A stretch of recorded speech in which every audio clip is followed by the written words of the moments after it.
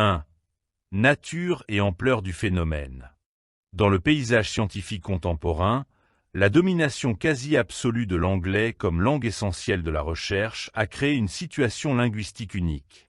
Cette hégémonie linguistique, qui s'est progressivement imposée depuis la seconde moitié du XXe siècle, génère des interférences constantes entre l'anglais scientifique et les langues nationales comme le français. Ces interférences prennent principalement trois formes: les faux amis terminologiques, les anglicismes divers et les traductions littérales erronées. En biologie particulièrement, où la terminologie puise abondamment dans les racines gréco-latines, la similitude apparente entre termes anglais et français crée un terrain fertile pour les confusions. Cette situation n'est pas anodine. Elle engage la précision conceptuelle, la rigueur méthodologique et la clarté pédagogique. Les conséquences de ces confusions linguistiques peuvent aller du simple malentendu à l'erreur expérimentale, en passant par la transmission déformée des connaissances. La biologie présente une particularité historique qui accentue ce phénomène. Sa terminologie s'est largement construite au XIXe siècle dans plusieurs langues européennes simultanément, créant des réseaux étymologiques complexes. Un terme comme « chromosome », forgé à partir du grec « chroma », couleur, et « soma », corps, a été adopté presque simultanément en allemand, français et anglais. Cette origine partagée crée une illusion de transparence qui masque les divergences sémantiques ultérieures. Au XXe siècle, le centre de gravité de la recherche biologique s'est déplacé vers les pays anglophones, entraînant une production lexicale massive en anglais. Le français scientifique se trouve donc dans une position particulière. Il doit à la fois préserver sa riche tradition terminologique et s'adapter à un flux constant de néologismes anglais. Cette tension entre conservation et adaptation est au cœur des difficultés terminologiques actuelles.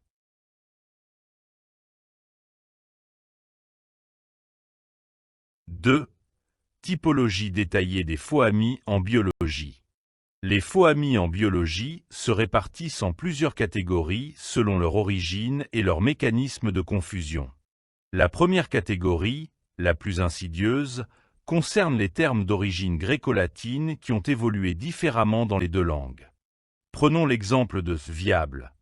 En français, son sens est strictement biologique, capable de vie, susceptible de se développer, des cellules viables, un embryon viable. En anglais, viable a pris une extension sémantique considérable et signifie plus largement réalisable, praticable, susceptible de réussir. Ainsi, l'expression anglaise « a viable hypothesis » ne doit surtout pas être traduite par une hypothèse viable, mais par une hypothèse plausible ou une hypothèse défendable. Cette confusion peut avoir des conséquences sérieuses dans la rédaction scientifique, où un chercheur francophone pourrait attribuer à une hypothèse des propriétés quasi-biologiques qu'elle n'a pas. La deuxième catégorie rassemble les termes du langage courant qui ont développé des acceptions techniques différentes dans les deux langues. Sensible en est l'archétype. En français courant, il signifie qui éprouve des sensations, qui réagit facilement aux stimuli, tandis qu'en anglais, sensible veut dire raisonnable, judicieux, qui fait preuve de bon sens. La traduction de « à sensible experimental design » par un dispositif expérimental sensible constituerait un contresens complet. Il faut dire un dispositif expérimental bien conçu ou une approche expérimentale judicieuse. Inversement, l'anglais sensitive correspond au français sensible dans son acception technique, comme dans sensitive tout antibiotique, qui se traduit correctement par sensible aux antibiotiques. Ce jeu de miroir déformant est particulièrement dangereux car il concerne des mots d'usage fréquents. La troisième catégorie concerne les termes spécialisés dont le champ sémantique ne coïncide pas parfaitement. Caractère, dans Mendelian caractère, désigne un trait phénotypique héréditaire. En français, caractère a bien cette acception en génétique, mais son sens courant, personnalité, tempérament, peut créer des ambiguïtés, surtout dans l'enseignement. C'est pourquoi les manuels francophones préfèrent souvent trait ou précisent caractère héréditaire.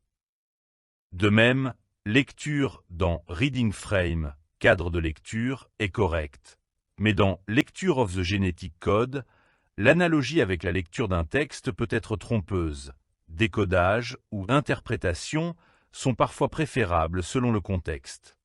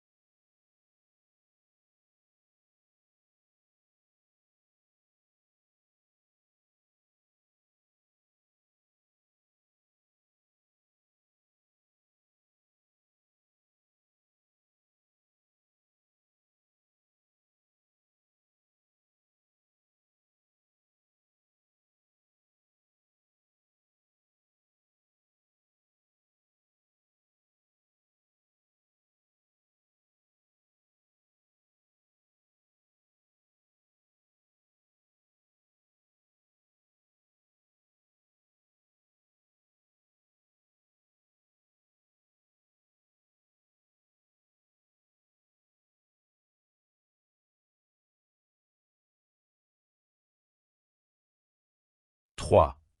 Anglicisme entre nécessité et abus. La question des anglicismes en biologie française est particulièrement épineuse car elle touche à des considérations à la fois linguistiques, scientifiques et sociologiques. On peut distinguer 4 niveaux d'anglicisme. Au premier niveau, on trouve les emprunts nécessaires pour désigner des réalités nouvelles, souvent des techniques récentes. PCR, polymerase chain reaction, en est un exemple caractéristique. Bien que l'expression française amplification en chaîne par polymérase existe et soit recommandée, l'acronyme anglais s'est imposé dans la pratique quotidienne des laboratoires.